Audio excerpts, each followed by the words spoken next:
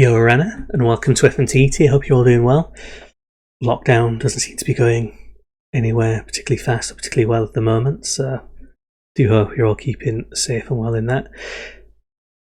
This video should have come out after my update video, so if you've been wondering why it's been a bit quiet recently, go back and have a look at that video. I'm not going to repeat it here, but there are a few changes, and I've got a blog for you to go and look at if you want, FM20.com. Nice and simple to remember. But what we've got here is a kind of season opener. So obviously last season we did pretty well. I'm going to go back and remind you and remind me what happened last season, because it's been about 2.5 weeks since I've actually played anything to do with this. And that's, when I say anything to do with this, I mean since I did the off season essentially, never mind playing an actual match with the team. So I will be a bit rusty. So rusty even selecting the things I need to select. So last season we finished third in the end, 52 points. Script in at 52 as well. We had a couple of teams behind us. Manuel won the title again. Hitiraa had a good season. He went down to the head-to-head rather than goal difference, as you can see there. We, on the other hand, did well in the O-League. We won the OCL, Champions League for Oceania, which was fantastic, first time of trying. And we played Shanghai in the Club World Championship preliminary round, so we needed to win that to get into the group stage, and we didn't get any prize money, but we did get a bit of a windfall at the time, which I think is in the last video, because it's been a while since the last video. We've lost money since there. Where is it? I think it's come from, had our TV money come in for this one. Last season's prize money. Gate receipts. There we go. So the gate receipts, we can see 144,000. These pretty much just from the Shanghai match, which got us out of debt, which is good. So we're in a weird position for this season, because what is expected of us in the club vision is that we carry on playing attacking football, which we do pretty good at that. We make the most set pieces, which again we're pretty good at. We play high tempo pressing football, which we do because we're fairly aggressive as a team. Went to work within our wage budget, which we seem to be doing. Signed players to sell for profit. Apparently they're satisfied. I don't see how we have been doing that. Not in a big way. I'll show you the transfers, but I don't think we've been doing particularly well with that. The other thing they want to judge us on is expanding the stadium, and that's because the board have plans to expand it. So this is a weird bit where we're not being judged, but it's in as part of it, because it's the board's job. But if this goes horribly wrong, it's not our fault. But that means there are plans afoot to expand the stadium, which we'll have a look at as well. They want us to win at the end of the season, the Premiership. That's going to be tough. They want us to reach the quarter-final of the Inter-Island Cup, which will be tough because we seem to have a terrible record in the Cup. And they want us to reach the final of the Mutiny Trophy. And at the end of the season, our contract expires. So there's a lot kind of riding on this. I'd be sad if we ended up being sacked before we get a new stadium and things like that. So we've got to aim high. For that. And we had some really good players last season, but some things have changed. I'm not going to show you the club first. Where's facilities? There we go. So we're in the 500 all-seater at Rapa'iti. You can see here there's no plans. There's nothing telling us how big the new stadium's going to be, because we're not even at that stage, really.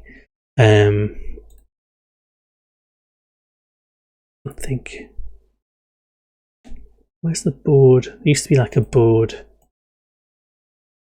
view. Never mind. Can't find it. But we've no information on it because it's not got that far yet. So it's very much up in the air at this stage. But we've got it to look forward to, so that's good. Whether we fill it or not is an entirely different matter, because we weren't getting that many sellouts. It's only 500-seater. I don't think we're going to need a big stadium. And if it's too big, it will cripple us with debt. But the club's worth £710,000 now, so we're doing all right in that sense. And our reputation's increased. We've got a Champions League to our name. We're making a bit of history. And we've got some interesting favoured personnel. So we're favoured.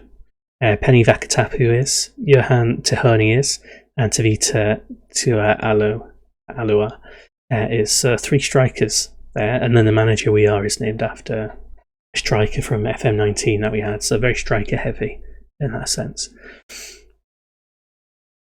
There is big new transfer news. I'll show you that before we play our opening match of the season. But if you go to transfer history, let's look at who's gone out already, and this doesn't take into account the full going ons essentially. But Nasir Fapula has gone out. He never really did the job for us. We needed to shave a little bit off the wage budget at the time. He was a kind of utility player, but he's gone. And Penny Favia Ila has gone to Fatahuka Corallers on loan. We've brought in Julian Barbier, who's really highly rated. He looks really good.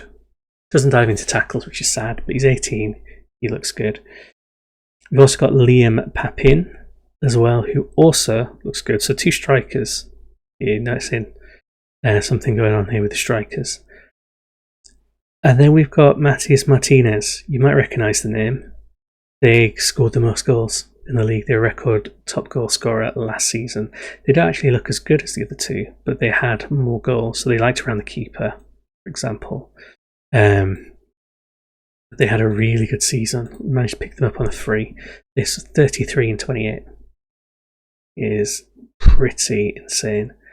And then we've also got Tafua Fakahafua, who is a defender. And you're thinking, why have I got this many strikers in? Why do I have 3 strikers in when I've got Tahoni, Vakatapu, Tavita, and then a couple of other players who could play in that role? And that's because you look at release players. We've got Sihoni Tongamanu gone, so our left-sided defender. We've got Tafu Vea, who's also gone, who's one of our kind of backup strikers. He wasn't terrible, he just wasn't particularly prolific when we did give him the opportunity.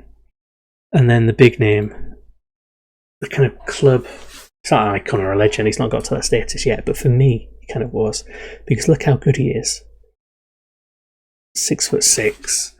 We got him in, and look at that, 2 seasons essentially, well, a half season and a full season, and he got 25 league goals for us. So he got 17 actually that season, 15 that season. So he scored over 30 goals for us in 2 seasons, and his contract just ran out. And I desperately tried to sign him, but he said that we weren't strong enough for him. It wasn't a money thing. It wasn't because he disliked the club in particular, or anything like that, or that he disliked us. He just didn't think we were strong enough, so he left. I couldn't keep him, which has put us in a kind of horrible striker situation where he was kind of part of the linchpin of that sort of front 3 we had, if you include the attacking midfielder behind it. So our squad's a bit different now. So we've got Safras in there still. I wasn't able to get a good keeper to replace him.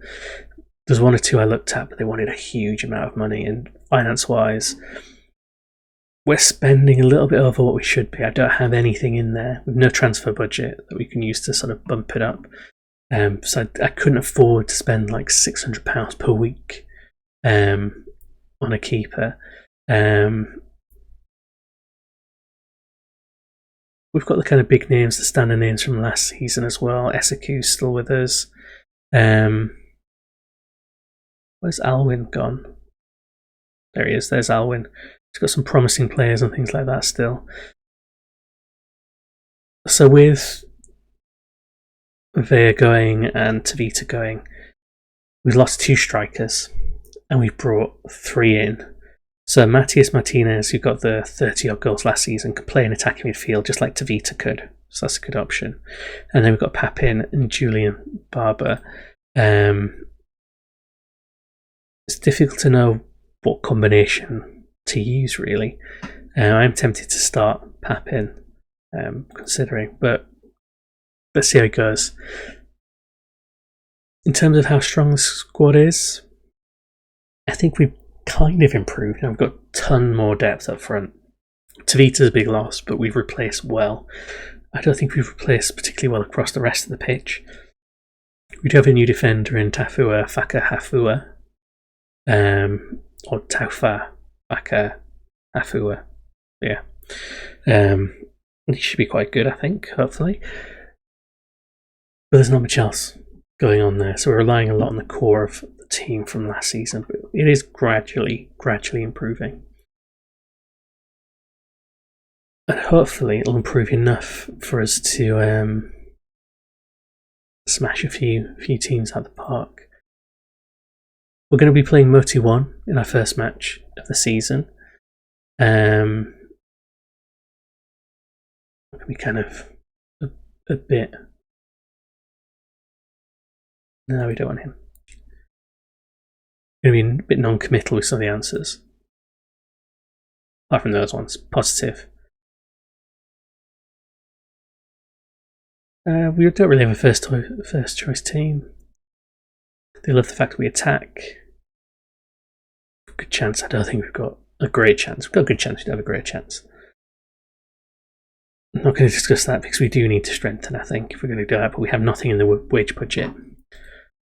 We're not a rich team yet. I did get a few more staff members as well.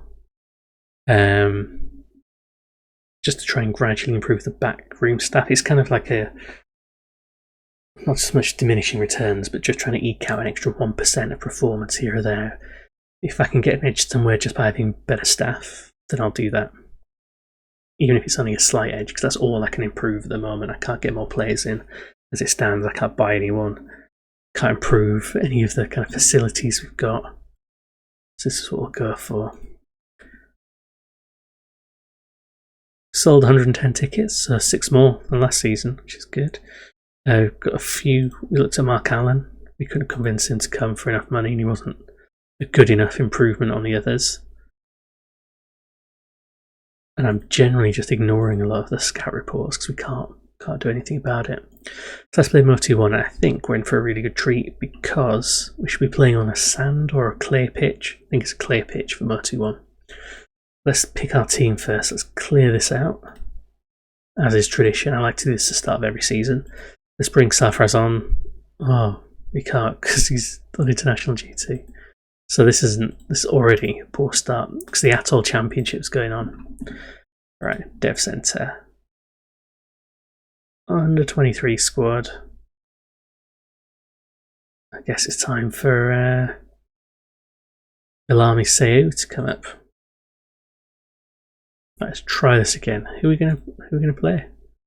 He's not rated particularly highly, is he?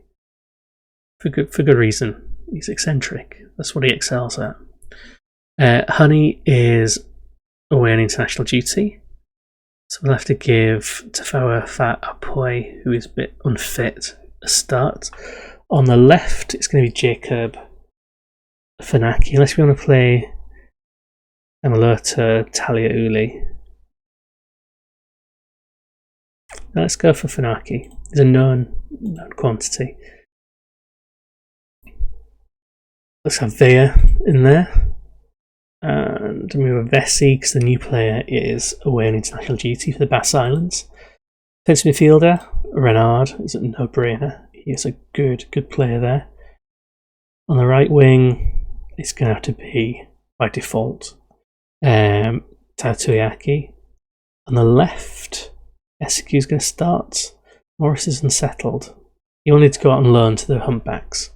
I think he's got a part to play, to be honest. Attacking midfielder, Martinez. Target man. Oh, it's saying Barber. I don't know, he's 5'10". He looks alright all round. Heading 5 there. Jumping reach 4. Papin though. 6'6", jumping reach 14, heading 9. There he goes Papin, doesn't it? It's a no-brainer, I think. And then Taherney there.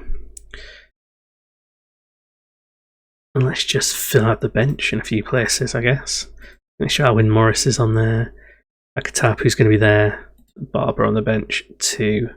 And a grayed out goalkeeper because we are that desperate for players.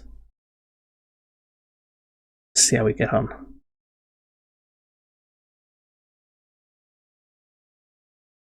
There we go, there's the clear pitch. So they're going 4-3-3. I do not particularly recognise any of these players. So they've got someone called Rogerina, who's a real life Tahitian player from Brazil. Is Tahitian playing in Brazil?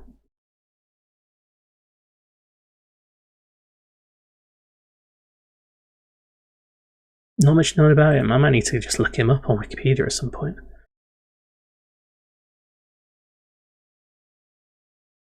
We should win this one. We should be able to beat Mo 2-1.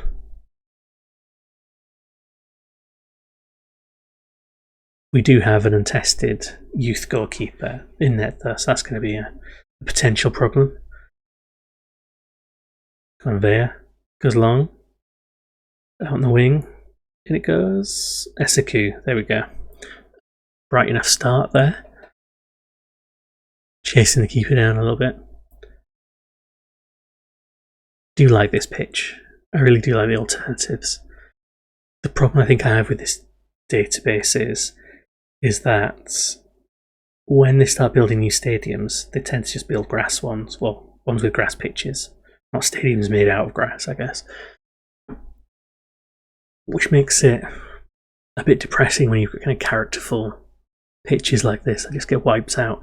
I couldn't find any way of forcing new ones to have this range of pitches unless I made it so only clay and sand pitches were allowed, and I would get rid of all the grass ones instead. So let's get a long throw in. Poi. Martinez in, Papin, Tahoni. A little bit of interplay between them. Papin I might need to bring off at some point, just because he's not completely fit. Martinez picks it up in the hole. Papin through. Oh, he should have done better there. Wasn't terrible, but could have been a lot better. Rovesi goes long. I really do need a draw at least against them. If we lose, it's a terrible start. Going Tony. Not bad. I don't want to feel like I'm being over dramatic by saying it's a terrible start, but we can't give up ground early against the other teams. Not if we're challenging for the title. Almost did.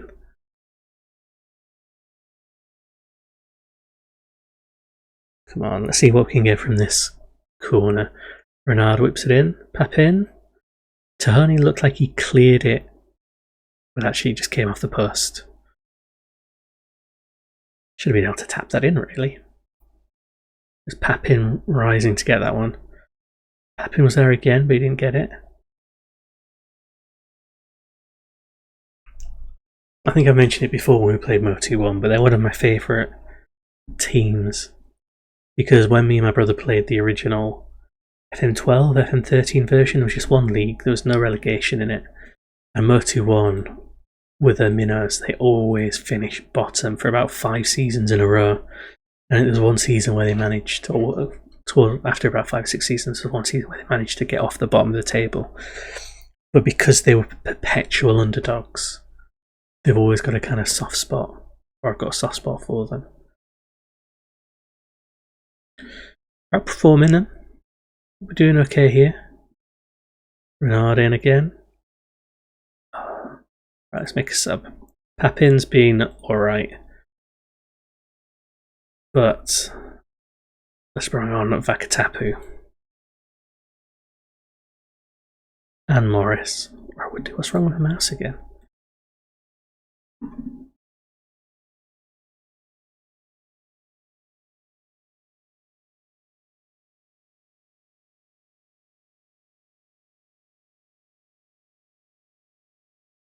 What have I just done? Sorry, don't know what happened there. That was weird. I've got 2. We can always bring on Barbier for Tahoni for the last 5 minutes or something, just to get him on the pitch and playing. Well, not much has happened there. Might as well.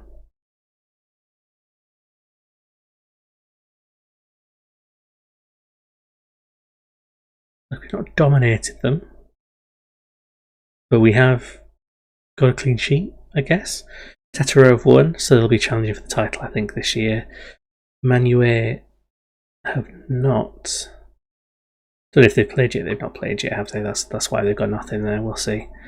But there we go. We've got a point from the very first kind of game. I'll be kind to them for this. We're missing a player or two, but it's not a terrible start, considering we've had to rebuild the front line a little bit. And just before we finish the video, have there been any big fees? Not this season. Not since last season. So no money being spent currently. Another thing to look at as well, just quickly, stadiums. You notice here, Stade de Paix. So Manue have moved there because they're building a new stadium, I think it is. Again, well, they're going back into the expanded coconut shack. Should have 761 seats by the end of it. Tupai are ground sharing with the Eels at the Huihin Bridge ground, because Tupai are going to move back into a 1,154 capacity arena once they have the expansion. Actually, I think I may have misread the Manue one. What Manue moving into? 1,261, there we go, I misread completely. Moria moved into the Skybright Stadium because they too are expanding, so 1,254. I think that's it. Everyone else here is in the right kind of stadium. There's no sharing or moving going on in the championship. So there's a few teams starting to expand. We're planning on doing it as well. If we look at salary per annum as well, a few big, so Hitiraa humpbacks spending a bit more than us. Well, Hitiraa spending quite a bit more than us, but they are kind of title challengers. But Mangareva Shellfish, who got promoted last season, who are estimated to be worth 5 million. They're spending a lot. Landmarks. New chairman, Mario Sabalza, takes over. Tycoon. Okay. Alright, they've not spent any money on actually bringing players in, they're just paying them a lot, by the looks of it. Don't know. Yeah, no particularly high value players there, they've just got money to spend. This will be interesting, see how they do.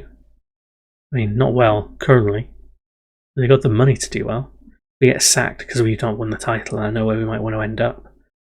But yeah, thanks very much for joining us back. Sorry it's been a while since I've uploaded or recorded anything, but the last video explains a little bit about why. Thanks for watching. As always, really appreciate it. Check out my blog, FM20.com as well, and I will see you in another episode.